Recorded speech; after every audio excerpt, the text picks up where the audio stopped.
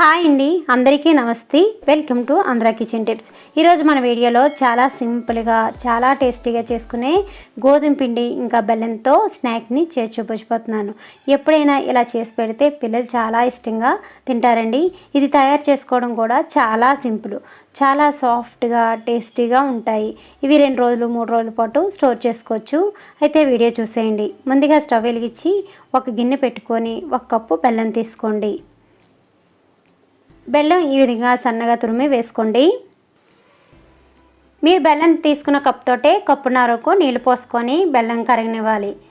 మీరు బెల్లం ఈ విధంగా తురిమి వేసుకోండి. బెల్లం కరిగేంత వరకు లో ఫ్లేమ్లో ఉంచి కలిపితే తొందరగా కరుగుతుంది. కంటిన్యూస్గా కలపడం వల్ల బెల్లం కరుగుతుంది. ఈ విధంగా పొంగులు వస్తున్నప్పుడు స్టవ్ ఆఫ్ చేసేయండి. ఇప్పుడు మరొక బౌల్ తీసుకొని మీరు ఏ కప్తో బెల్లం తీసుకున్నారో అదే కప్తో కప్పున్నర గోధుమ పిండి వేసుకోండి. హెల్దీగా ఉంటుందండి. గోధుమ పిండితో చేస్తే మీరు మైదాతో కూడా చేసుకోవచ్చు. దీనిలోనే 2 స్పూన్లు బియ్యం పిండి వేసుకోండి. బియ్యం పిండి వేయడం వల్ల కొంచెం క్రిస్పీగా టేస్ట్ బాగుంటుంది. ఎండు కొబ్బరి పొడి 1 టేబుల్ స్పూన్ వరకు వేసుకోండి. పచ్చి కొబ్బరి పొడి వేసుకున్నా పర్లేదు. రుచికి సరిపడినంత కొద్దిగా సాల్ట్ వేసుకొని వీటన్నిటిని బాగా మిక్స్ అయ్యేలా కలుపుకోవాలి. ఇవన్నీ ఇలా మిక్స్ చేసుకున్న తర్వాత మనం బెల్లం కరిగించుకున్న నీళ్ళని వడకట్టుకొని కొద్దిగా పోసుకుంటూ ఎక్కడా గడ్డలు లేకుండా పిండిని బాగా కలుపుకోవాలి. కొద్దిగా వేడిగా ఉన్నప్పుడే కలుపుకున్నా ఏం పర్వాలేదు. కొద్దిగా నీళ్ళు పోసుకుంటూ కలుపుకోండి. ఒకేసారి బెల్లం నీళ్ళు పోసేసినా గడ్డలు గడేస్తూ ఉంటుంది. కొద్దిగా పోసుకుంటూ మీరు కలుపుకుంటే ఈజీగా తొందరగా గడ్డలు లేకుండా సాఫ్ట్గా కలుస్తుంది. ఇలా గడ్డతో కొంచెం అడుగు ప్రెస్ చేస్తూ ఎక్కడ గడ్డలు లేకుండా కలుపుకోండి.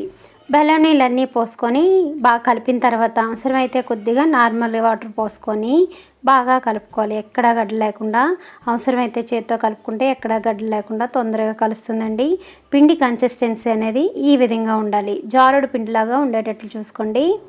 ఈ విధంగా కలిపిన తర్వాత ఈ పిండిని మూత పెట్టేసి 10 నిమిషాల పాటు పక్కన ఉంచేయండి. 10 నిమిషాల తర్వాత మూత తీసుకుంటే పిండి బాగా నాని బాగా మంచి స్ట్రక్చర్లో వస్తుంది. ఇప్పుడు దీనిలో యాలకుల పొడి 1 స్పూన్ వేసుకోండి. దీనిలోనే వంట సోడా 1 స్పూన్ వేసుకోండి. వంట సోడా వేయడం వల్ల మనకి బాగా పొంగుతాయి. ఇప్పుడు మరొకసారి బాగా కలుపుకోండి. మీరు ఎప్పుడు వంట సోడా మీరు రెసిపీ చేసేటప్పుడే వేయాలి, ముందుగా కలిపి ఉంచకూడదు.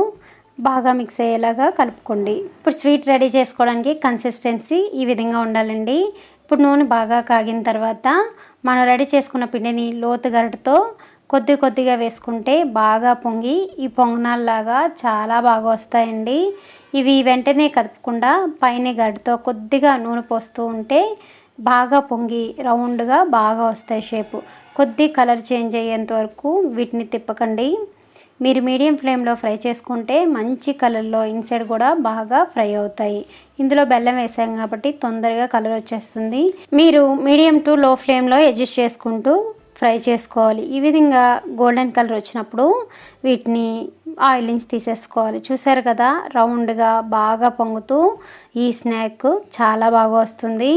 చాలా ఈజీగా రెడీ చేసుకోవచ్చండి. మొత్తం 15 నిమిషాల్లో రెడీ చేసేసుకోవచ్చు.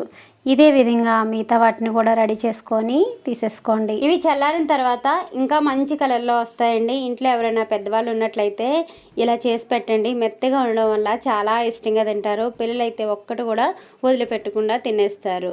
చూసారు కదా, చాలా సాఫ్ట్గా ఉంటుంది. అయితే మీరు ట్రై చేసి మీకు ఎలా వచ్చిందో మీ ఫీడ్బ్యాక్ని కామెంట్ రూపంలో తెలియజేయండి. ఈ వీడియో లైక్ చేసి మరిన్ని వీడియోస్ కోసం సబ్స్క్రైబ్ చేయండి. Thank you.